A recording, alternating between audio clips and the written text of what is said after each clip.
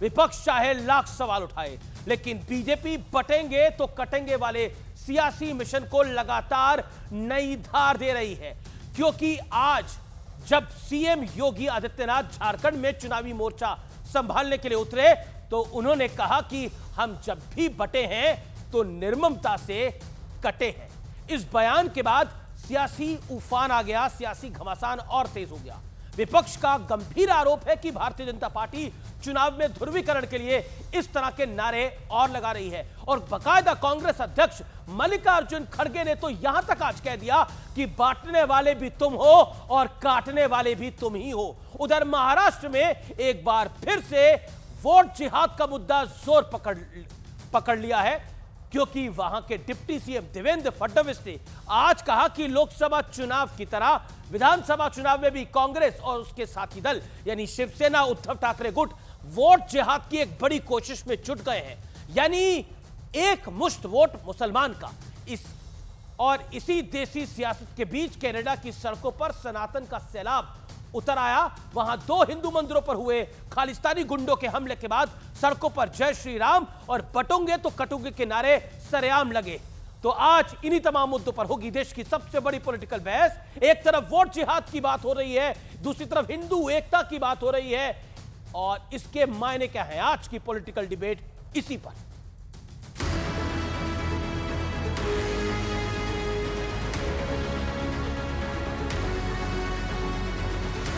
इस देश का इतिहास गवाह है,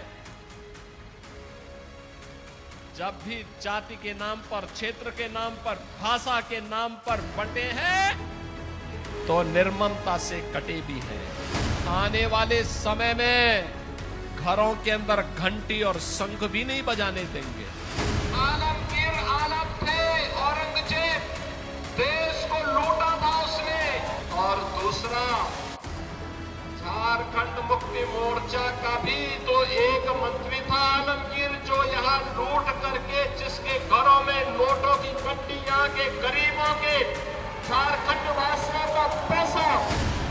चुनावी युद्ध में सीएम योगी का सबसे ताजा और घातक वार था। असर ऐसा हुआ कि कांग्रेस और जेएमएम दोनों तिलमिला गए। पूरा देश है भारतीय जनता पार्टी का। 1 दर्जन से अधिक मुख्यमंत्री, 2 दर्जन से अधिक केंद्रीय मंत्री, आपकी धनुष तैयार करो, जितना जीत लोग उड़ रहा है सब पे करके जमीन पे गिरा। बटेंगे तो कटेंगे, किसको बोला? बांटने वाले ही तुम हो और काटने वाले भी तुम हो। हालांकि खड़गे जी की पार्टी के ही एक नेता खुलेआम ऐलान कर रहे हैं कि जब तक जाति रहेगी तब तक बटेंगे भी और कटेंगे भी। उधर महाराष्ट्र में देवेंद्र फडणवीस ने एक बार फिर विपक्ष पर वोट जिहाद वाला आरोप लगा दिया है।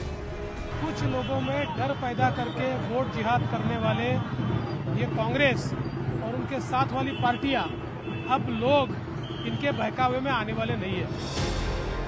इस बीच संजय राउत के भाई और उद्धव गुट के विक्रोली सीट पर उम्मीदवार सुनील राउत अपनी विरोधी महिला उम्मीदवार के लिए अपशब्दों का इस्तेमाल करके घिर गए और उन पर एफआईआर भी दर्ज हो गई। तो अभी किसी को बकरा बना नहीं था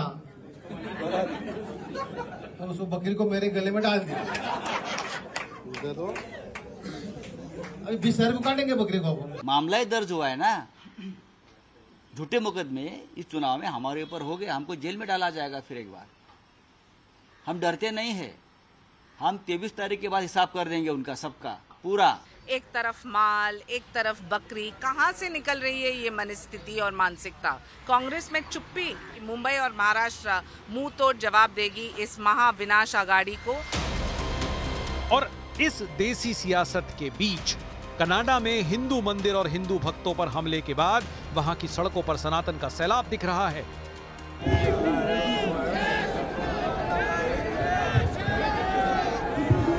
अब देश में जब बोलते हैं एक रहोगे सेफ रहोगे तो लोगों के देह में खुजली होती है, टुकड़े टुकड़े गैंग को। लेकिन अब तो कनाडा के हिंदू यही नारा लगा रहे हैं। तो आज इन तमाम मुद्दों पर होगी देश की सबसे बड़ी बहस।